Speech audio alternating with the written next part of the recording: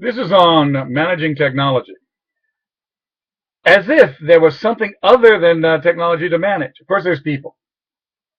And everything in the world, everything in civilization is finally people. And although we have institutions and resistances and problems and all, wars and all that, it's all coming from current decisions of current people. And if you can get people to be reminded that they are generating everything that's going on around them, then you can do wonders. But everything is technology too. I mean, everything is mediated by technology. And so it used to be you could have MBAs managing things. But now everything is technology coded, and MBAs know nothing about technology. I mean, really, they know nothing. They can't do math. They have that little fake pretend math that they get in MBA programs, which impresses them, but nobody else. And they certainly can't do engineering or software development or anything else. And then they try to manage them, and they ruin everything. That's why Silicon Valley MBAs are considered a disease. So this idea that you can have people ignorant of everything they've got to manage it, how stupid is that? Only economists are that stupid. So we have every part of every business technology is embedded more and more in it. If you can't understand, manage, and make, and create, and invent, and twist, and modify technologies, you can't manage anything in a modern business, okay? So get that in your head. Take MBAs, throw them in the trash, get somebody with a brain who understands the systems they got to manage.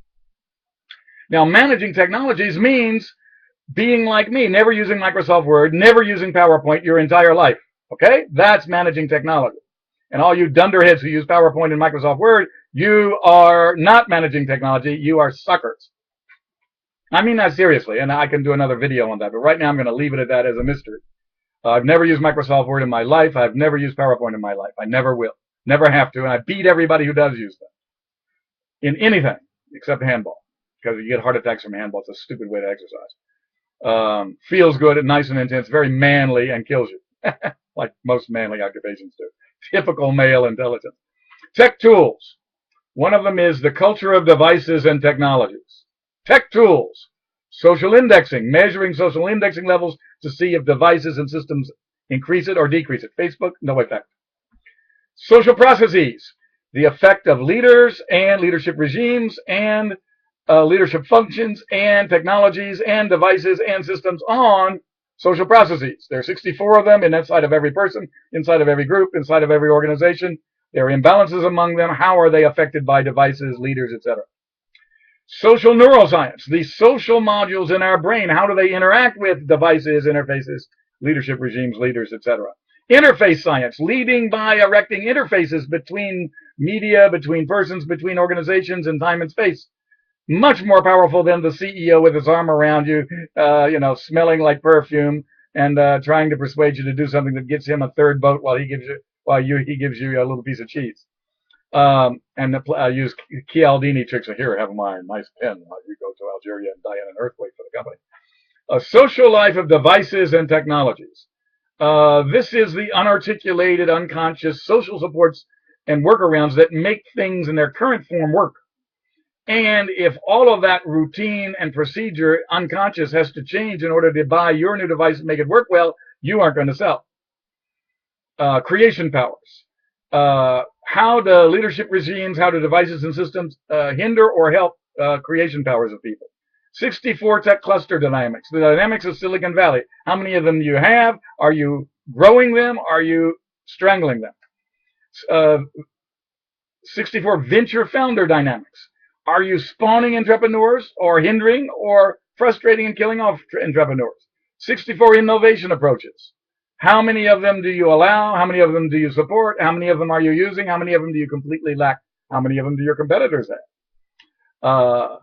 Technology illusions. Connection uberalles. Vendors have technologies that do only one thing. They connect us more and more. Guess what that eliminates? It eliminates isolation. Guess what creativity depends on? Surprise, amazement, and isolation. Modern technologies are killing creativity all over the planet. What we need is pulse systems that regularly isolate us in new ways and regularly connect us in new ways. Try and get some stupid vendor to understand that. Pitiful, pitiful, pitiful. Total quality technology. Every feature of a technology impacts the root cause of why the customer's process isn't pleasing the customer in some way.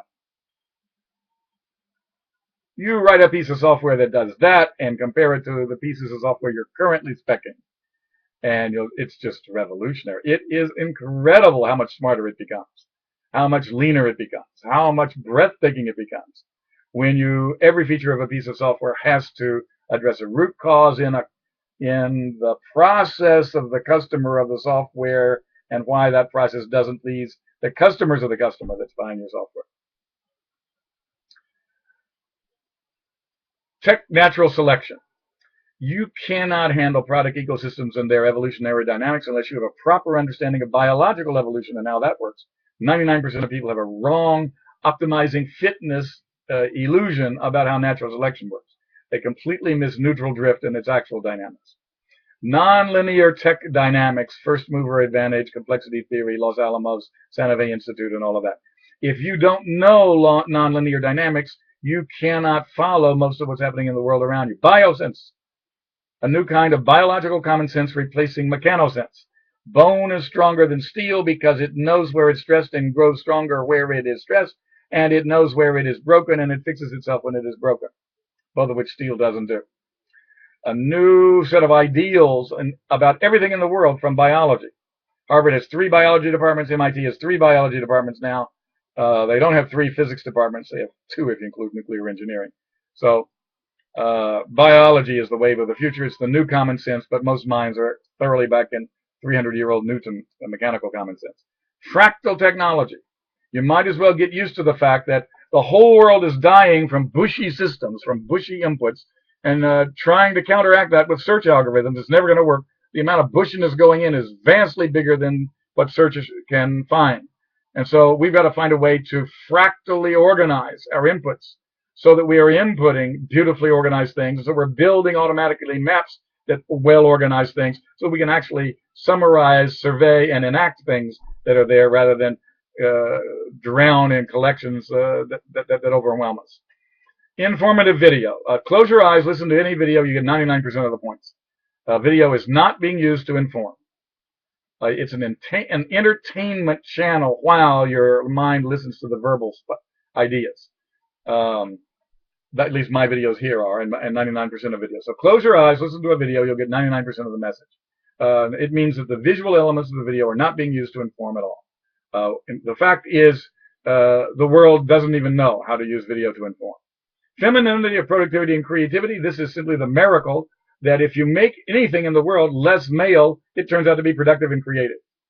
Solves a problem. Influence and technology. The idea is measuring technology and the influences it has, and measuring the other kind of influences we have, and combining the two into one science of influence. Social sciences for technologists. Guess what? MBAs and engineers both lack humanity, and both lack social skill, and both lack decency. And although MBAs lack decency much more than engineers lack decency.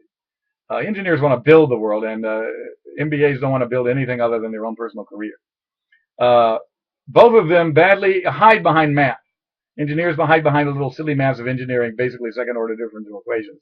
And MBAs, not having enough brain power to do second-order differential equations, hide behind stupid little formulas of economics.